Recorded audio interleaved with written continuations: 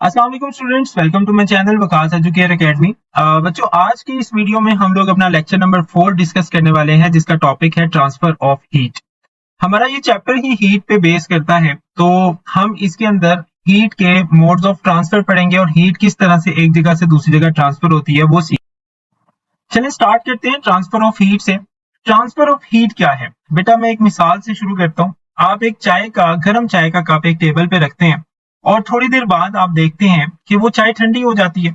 उसकी जो heat energy थी, जो उसकी गर्माइश थी, वो कहाँ गई? असल में हीट एक एनर्जी है और वो ज्यादा वाली जगह से कम वाली जगह पर फ्लो करती है। कप की जो हीट एनर्जी थी वो सराउंडिंग का टेम्परेचर क्योंकि कम था, तो वहां से कप की एनर्जी सराउंडिंग में चली गई और इसी को हम हीट ट्रांसफर ऑफ हीट बोलते हैं। बेटा एक और मिसाल में आपको मैं समझाता हूँ। आपके पास एक रूम है, रूम के अंदर आपने सर्दियों में हीटर चलाया होता है। हीटर क्या करता है? वो एक कॉर्नर में लगा होता है, लेकिन उससे पूरा कमरा कैसे गर्म हो जाता है? क्योंकि वहां पर हीट की ट्रांसफर शुरू हो जाती है। हीटर पे चूंकि हीट ज्यादा होती है, वहां से हीट फ्लो करते करते पूरे रूम में सर्कुलेट करती है। ये कन्वेक्शन का अमल होता है, आगे जाके हम इसको डिटेल में पढ़ते हैं। बहरहाल हीट ट्रांसफर का मतलब ये है कि हीट जहां पर ज्यादा होती है वहां से कम वाली जगह पर फ्लो करती है। इसको हम ट्रांसफर ऑफ हीट बोलते हैं। तो आपकी बुक में जो लिखा हुआ है इसमें क्या है? Heat transfer occurs when thermal energy is transferred. Heat transfer occurs when thermal energy is transferred from one object to another. एक ऑब्जेक्ट से या एक पार्ट से दूसरे पार्ट में जब हीट ट्रांसफर होती है because of difference in temperature.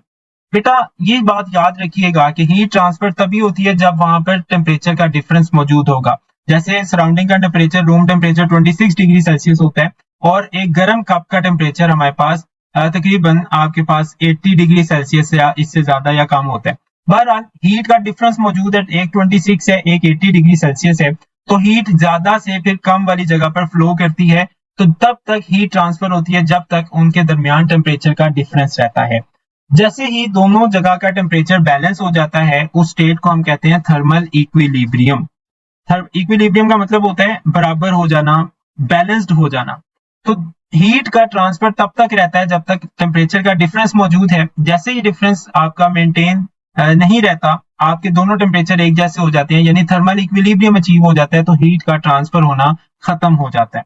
बेटा एक और मिसाल से हम लोग सीखते हैं। आपकी जो गर्मियों में आप जब बर्फ वाले कोई ठेले देखते हैं जहां पे बर्फ बेची जा रही होती है, वो लोग सराउंडिंग के साथ कांटेक्ट खत्म करने के लिए क्या करते हैं कि उस बर्फ के ऊपर काफी ज्यादा लेयर्स इंसुलेशन की बिछाते हैं। प्लास्टिक के कवर होते हैं, then woollen, thick woollen sheets होती हैं, डिफरेंट क्लोथ्स उसके ऊपर डाल देते हैं ताकि थर्मल कांटेक्ट खत्म हो जाए।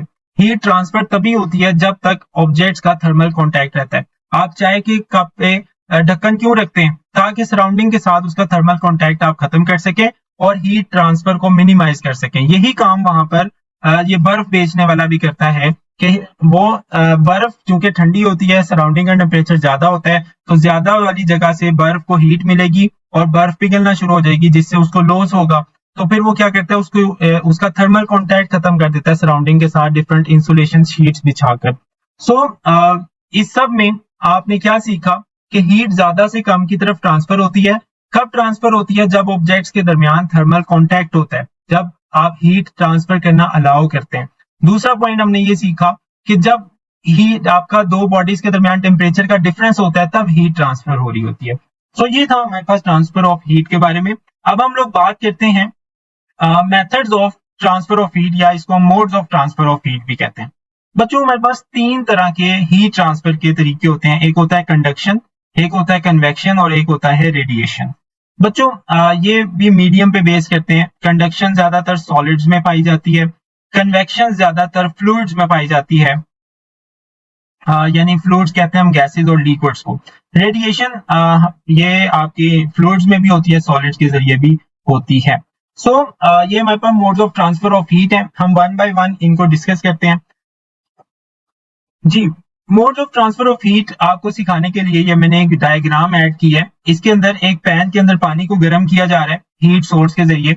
आप देखें ये पैन जो है मेटल का बना हुआ है और इसका जो हैंडल है अगर ये भी मेटल का बना हुआ है, तो जैसे ही आप हीट सोर्स ऑन करते हैं हीट इसको मिलेगी, तो कुछ हीट आपके सॉलिड को मिलेगी सबसे पहले, देन वो लिक्विड की तरफ ट्रांसफर होगी। अब देखें, जो सॉलिड की बनी हुई ये आपकी चीज है, जो पैन है, इसका हैंडल भी थोड़ी देर बाद गर्म होना शुरू हो जाएगा। ये कंडक्शन है, यानी particle to particle heat transfer हुई। हालांकि हीट सोर्स आपका नीचे है, लेकिन हैंडल तक जो आपकी हीट है वो पहुंच रही है, वो असल में कंडक्शन के जरिए होती है, particle to particle heat transfer होती है। ये हो गया कंडक्शन। फिर हम कन्वेक्शन की बात करते हैं कि पानी जो है वो थ्रू आउट उसके अंदर हीट ट्रांसफर हो रही होती है, जबकि हीट सोर्स तो सिर्फ इतनी जगह पे है, सिर्फ इसके ऊपर वाला पानी गर्म होना चाहिए। लेकिन होता यह है कि पूरा का पूरा पानी आप ऊपर फिंगर डिप करके देखें तो ऊपर भी आपको पानी में गर्माइश महसूस होगी। असल में ये कन्वेक्शन का अमल होता है। नीचे वाले जो पार्टिकल्स हैं वो हीट लेके ऊपर की तरफ कम डेंस हो जाते हैं, डेंसिटी कम हो जाती है उनकी, वो ऊपर की तरफ जाते हैं और उनकी जगह कोल्डर मॉलिक्यूल्स आना शुरू हो जाते हैं, और ये खुद एक्चुअली आके हीट सोर्स की तरफ आके हीट गेन करते हैं और फिर ऊपर को जाना शुरू हो जाते हैं। इस अमल को, जिसके अंदर पार्टिकल्स खुद मूव करके हीट सोर्स की तरफ आते हैं और ऊपर जाते हैं, इसको हम कन्वेक्शन कहते हैं। नंबर 3 पे हमारे पास रेडिएशन है। इसमें आपका सोर्स भी अपनी जगह पे है और आपका हीट जिसको पहुंचानी है वो भी अपनी जगह पे है, बस दूर से इन the form of electromagnetic waves या इलेक्ट्रोमैग्नेटिक रेज हीट हम तक पहुंच रही है। जैसे सूरज है, बहुत बड़ी मिसाल है। सूरज से हम तक हीट आ रही है अर्थ तक, हालांकि दरमियान में कोई मीडियम नहीं है, स्पेस है, वैक्यूम है, लेकिन वहां से हीट हम तक आ रही है। इसको हम कहते हैं रेडिएशन की फॉर्म में हमारे पास हीट आती है। इसी तरह हीटर के सामने जब आप हाथ करते हैं या फायर प्लेस के पास आप जब हाथ करते हैं तो आपके हाथों पे हीट महसूस होती है, वो भी in the form of radiation आ रही होती है। सो ये आगे जाके हम डिटेल में कंडक्शन, कन्वेक्शन और रेडिएशन को पढ़ते हैं। यहाँ जस्ट आपको ओवरव्यू देने का मकसद था। चले, सबसे पहले हमारे पास जो पहला मोड है वो है conduction.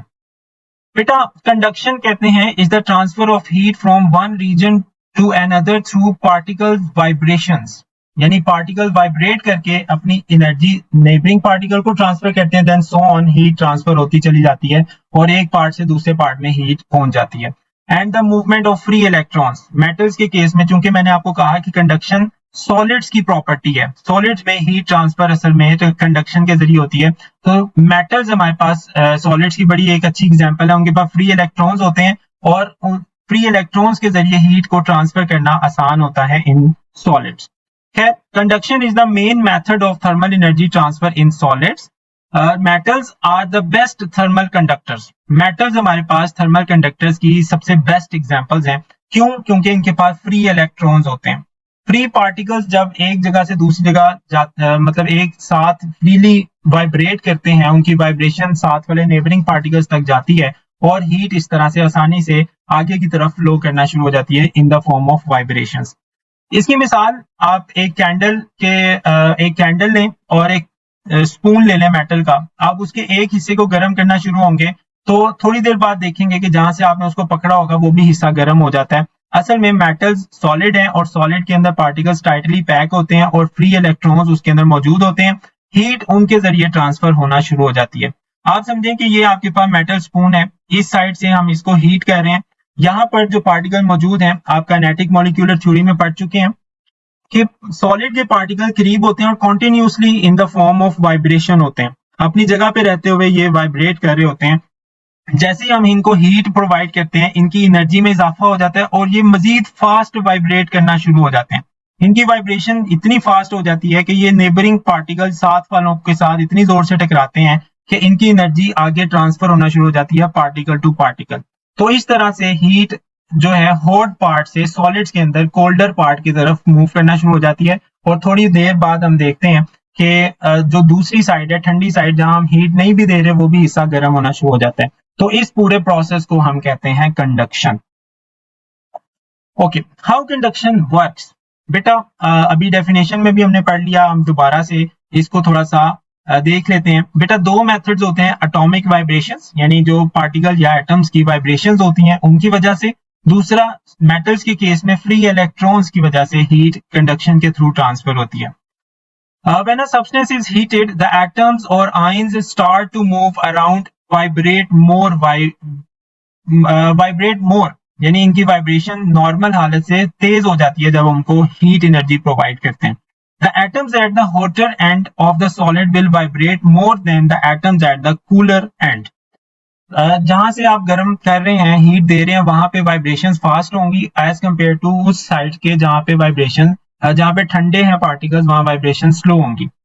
So as they do so they bump into each other, वो एक दूसरे में टकराएंगे, transferring energy from atom to atom, और इस तरह से एक एटम से दूसरे एटम में एनर्जी ट्रांसफर होगी. These collisions transfer internal energy until thermal equilibrium is achieved.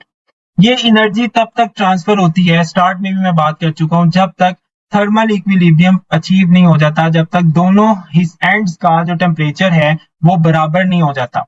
मिसाल के तौर पे ये मेरे पास एक बार है, मैं यहाँ से हीट करना शुरू करता हूँ और मैं हीट करके यहाँ पर इसका टेम्परेचर 50 पे लाकर हीट देना बंद कर देता हूँ. अब बेटा ये प्रोसेस हीट का इस एंड से, ए एंड से बी एंड तक तब तक चलता रहेगा जब तक दूसरे एंड का टेम्परेचर भी बराबर नहीं हो जाता, 50 degree Celsius through out the metal नहीं हो जाता. जब ये एक जैसा टेम्परेचर अचीव कर लेते हैं तो हम कहते हैं कि ये एक बैलेंस्ड स्टेट में आ चुके हैं, जिसको हम थर्मल इक्विलिब्रियम बोलते हैं. सो ये वाइब्रेशंस का जो सिलसिला है ये तब तक चलता रहता है जब तक थर्मल इक्विलिब्रियम अचीव नहीं हो जाता. This occurs in all solids, metals and non-metals alike. Additionally, if a solid contains free electrons, these can travel through the material freely and transfer thermal energy through collisions. तो इसी तरह atoms के साथ साथ free electrons भी इसमें शमूलियत इख्तियार कर लेते हैं. मेटल्स के अंदर ज्यादा ये केस देखा जाता है. यही वजह है कि मेटल्स जल्दी गर्म हो जाती हैं as compare to other materials. आप देखें, आपने जितने भी कुकिंग यूटेंसिल्स हैं वो मेटल के बनाते हैं. उसकी वजह यह है कि इसके अंदर फ्री इलेक्ट्रॉन्स होते हैं और हीट जल्दी ट्रांसफर होती है as compare to non metals. Solid आपको पता है कुछ मेटल्स होते हैं, कुछ नॉन मेटल्स होते हैं. और इसी वजह से हम लोग जो हैंडल्स हैं अपने सॉस पैन वगैरह के, वो लकड़ी के बनाते हैं, क्योंकि वहां पे हीट ट्रांसफर स्लो होती है, क्योंकि उनके पास फ्री इलेक्ट्रॉन्स नहीं होते. और इस तरह से हमारे पास सॉलिड्स के अंदर कंडक्शन का अमल चलता है. ये आपको मतलब एक क्वेश्चन आ सकता है SLO base, how does then heat flow from hot to cold parts in metal so rapidly than non metals. तो इसकी वजह मैं आपको बता चुका हूँ, फ्री इलेक्ट्रॉन्स होते हैं इसके पास, और फ्री इलेक्ट्रॉन्स की वजह से उनकी वेलोसिटीज ऑलरेडी बहुत हाई होती हैं. जैसे हम उनको हीट देते हैं तो और ज्यादा फास्ट वो वाइब्रेट करते हैं और एनर्जी एक एटम से दूसरे में जाती है, एंड सो ऑन. ये प्रोसेस चलता रहता है और हॉट से कोल्ड पार्ट में एनर्जी ट्रांसफर हो जाती है. सो ये था हमारे पास ऑल अबाउट कंडक्शन.